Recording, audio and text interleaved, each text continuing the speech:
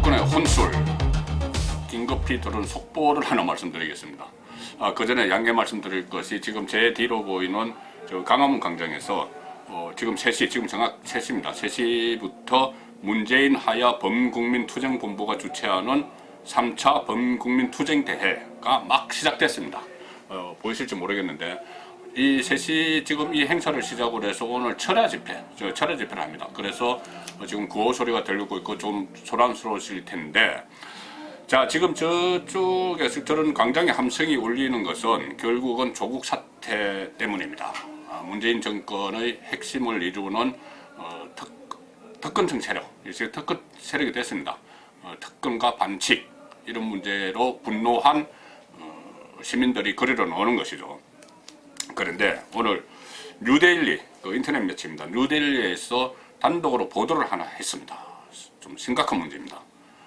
김의겸, 기억하십니까? 김의겸 전 청와대 대변인, 한겨레신문 기자 출신 전 청와대 대변인 김의겸, 2018년에 흑석동의 복합 건물을 25억 7천만 원에 매입을 했었죠. 매입을 했는데 당시 그 매입 자금이 어떻게 나왔냐면은 국민은행 대출 10억 원, 4인간 채무 3억 원, 그 흑석동 건물 임대보증금을 되어 있던 걸 다시 받아서 2억 6천만 원, 부인의 퇴직금 2억만 원, 2억 원, 그 다음에 기존 주택의 전세금 4억 원, 뭐 이렇게 해서 25억 7천만 원의 흑석동의 복합 건물을 매입을 했습니다. 상가가 1층에 상가가 있고 2층에 그 거주용 집이 있는 그 매입을 했죠. 그러니까 부인이 퇴직금까지 하고 본인이 기존에 살던 전세금까지 다 빼서 올인을 했죠. 흑석동 주택에. 그때 논란이 일어났습니다.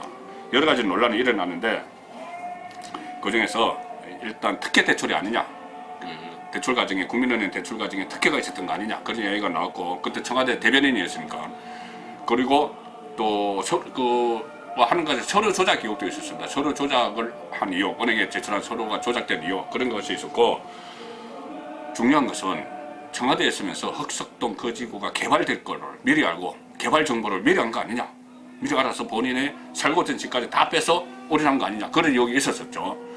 그때 제가 가장 황당했던 것은, 그러면 기존 주택 전세금 4억 8천만 원을 빼서 그것도 다 집어넣었습니다. 어디서 살죠? 나중에 밝혀진 것이 청와대 경호원들이 사용하는 관사에서 부부가 같이 살았습니다. 관사에서, 경호원들이 사용하는 관사에서. 제가 청와대 출입을 한 10년 했지만은 대변인 관사가 있다는 말은 생전 처음이었습니다. 그때 청와대 대변인 지냈던 다른 민경욱 의원이나 이렇게 청와대 대변인 지냈던 사람들도 처음 듣는다, 우리는 그런 거 몰랐다고 했죠.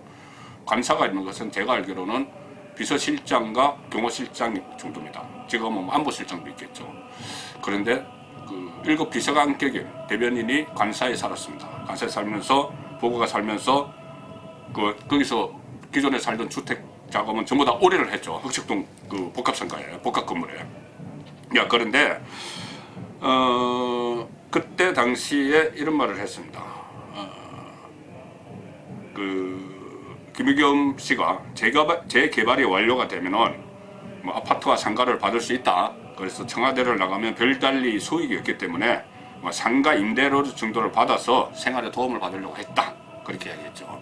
그랬을 수도 있겠습니다만은 그때 벌써 그냥 상가 수익을 얻으려고 한 게 아니고 그러니까 재개발 된다는 정보를 미리 입수해서 모든 재산을 다 갖다 쏟은 거 아니냐, 그런 의혹이 있고 하니까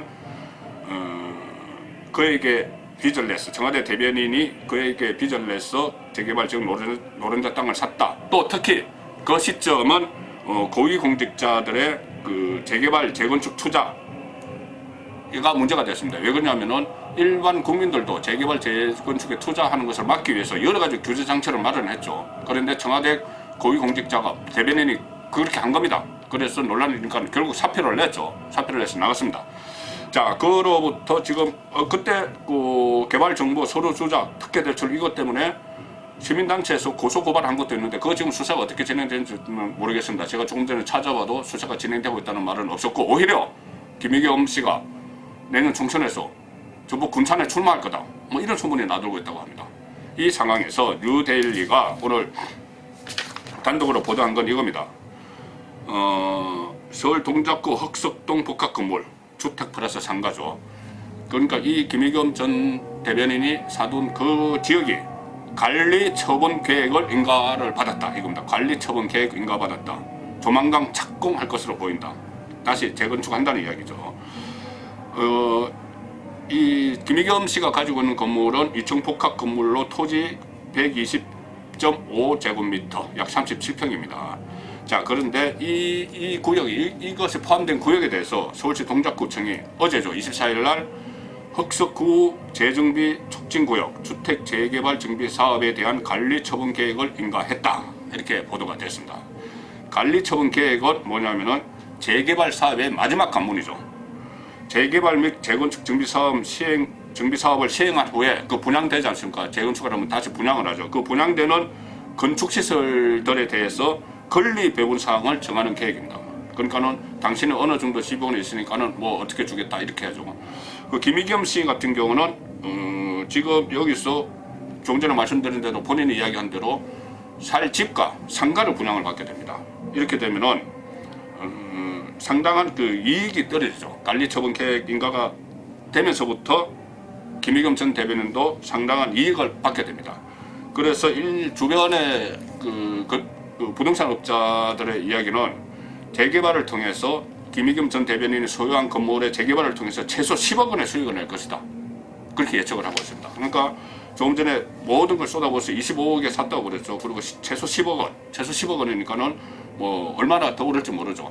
그렇게 되면은 김의겸 전 대변인은 40억 원대의 재산가가 됩니다. 기자 출신인데 40억 원대의 재산가가 됩니다. 그리고 상가를 받으면은 그 상가 월 수익에 한 300만 원 내지 400만 원이 나올 것이다. 이렇게 부동산 업자들이 예상을 했습니다. 자, 지금 그 고소고발 사건은 어떻게 될지도 모르고 총선에 출마하고 한다고 하는데 국민들의 기억에서 좀 사라지고 있는 시점에 그 김의겸 전 대변인은 40억대 자산가가 되고 월 300 내지 400만 원의 그 상가 수익이 들어오는 거죠.